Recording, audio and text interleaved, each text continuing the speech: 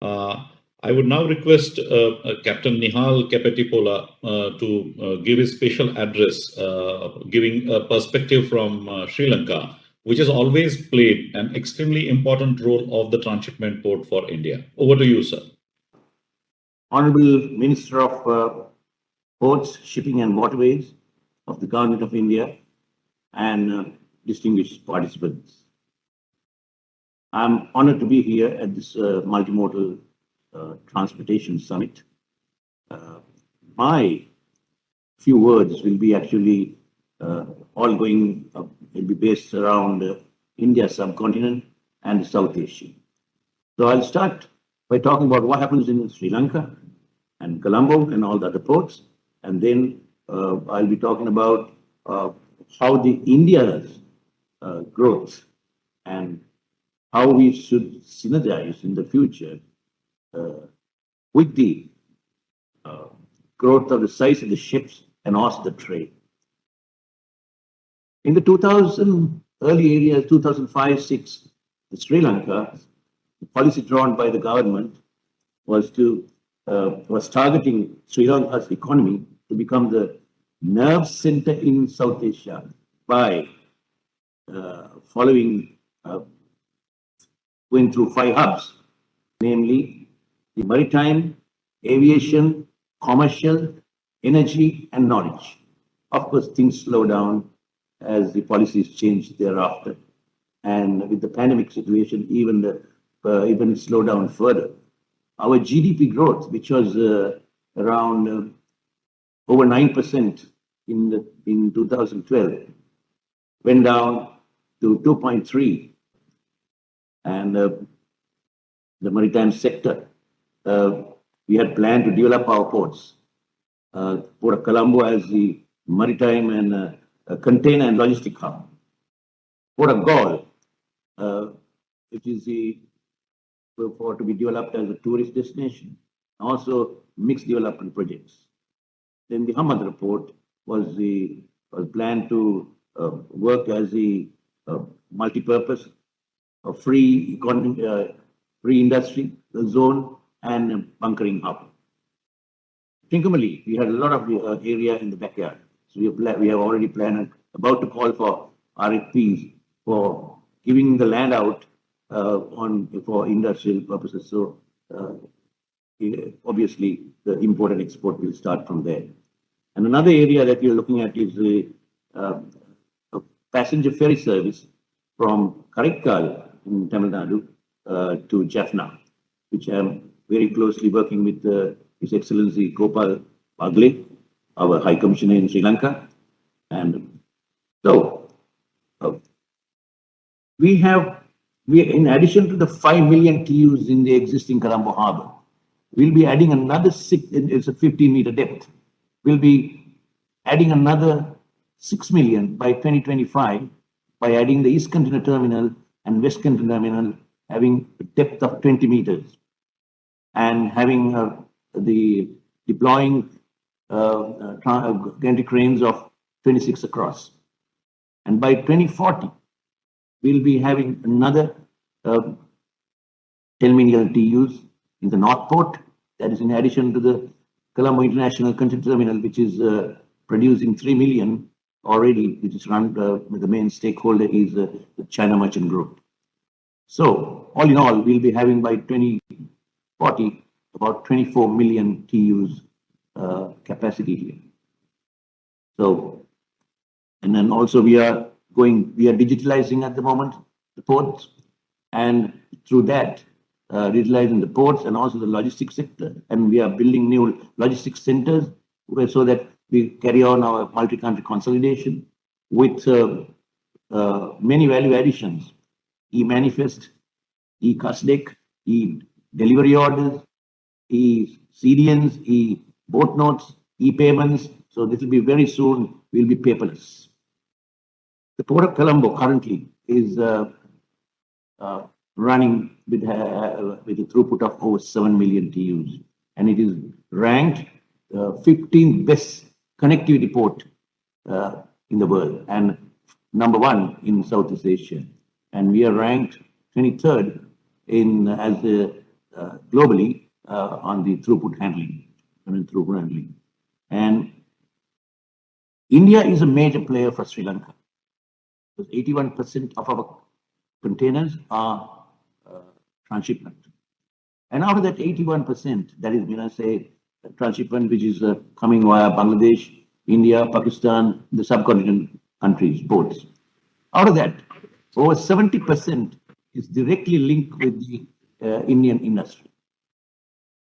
And Sri Lanka signed the biggest ever investment in the port sector, amounting to US dollars 610 million with the Adani Group of India very recently, as 2 months back.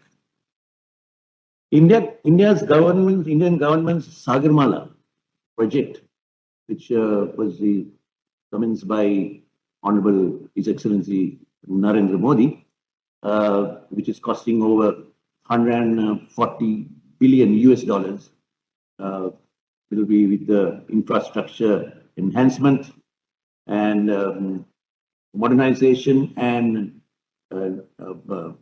new development of ports, then efficient evacuation to and from the hinterland through new railroad network will come into operation soon.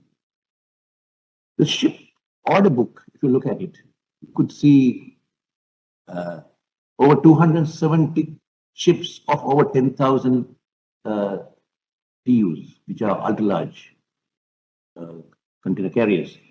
And the three major global alliances, the the Ocean Alliance and the Alliance, who is the controlling over 80% of the global shipboard capacity today, is having the major share. They're the one who has started in the new building over 10,000. All that is with the three alliances. But if you look at the sizes below that, 7,500 to 9,000, there is nothing in the drawing board. And all below that, that is, means they are all having feeder. So the mega vessels and the feeders. So it's pretty obvious that the mega alliances will always want to be, will not want to deviate from the east-west sea route. So obviously, Sri Lanka is in a very, very good position at this moment. You know, another thing which I found out when I was actually going through some of the data is that 22% of the world population is in South Asia. And that is basically 1.8 billion out of 7.9 billion. But the throughput of containers is only 3.7% of the global throughput. That is the 31 million TEUs out of the global 839 million TEUs. So it is my opinion that India and Sri Lanka should create a synergy. In our transport, our trade, and our logistic activities. Actually, I must thank His Excellency Gopal Bagle, the High Commissioner for India and Sri Lanka, and his team, who they are very closely working with me and with the Port Authority in making that synergism a reality. And I think my friend here, Mr.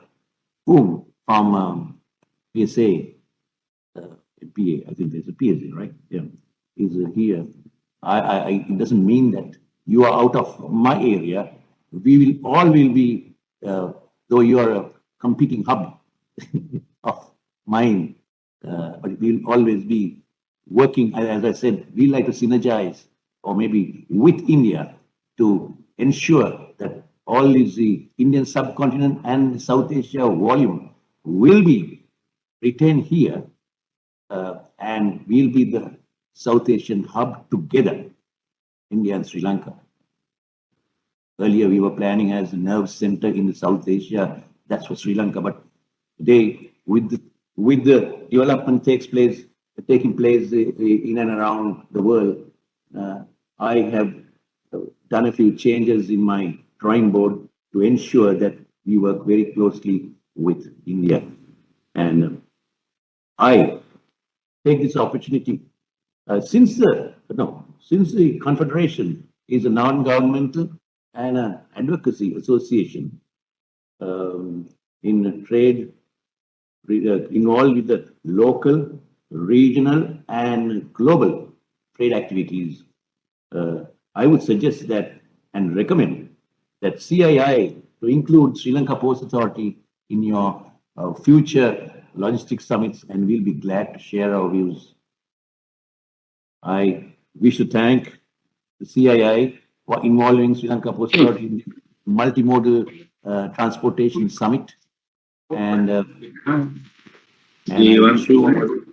I wish you all a pleasant and a safe day. Thank you. Thank you, Captain Nihal Kepetipola, Chairman, Sri Lanka Port Authority. We are delighted to have Honorable Minister for Ports, Shipping, Waterways and Ministry of Ayush, Sri Sarvananda Sonowalji, having joined us.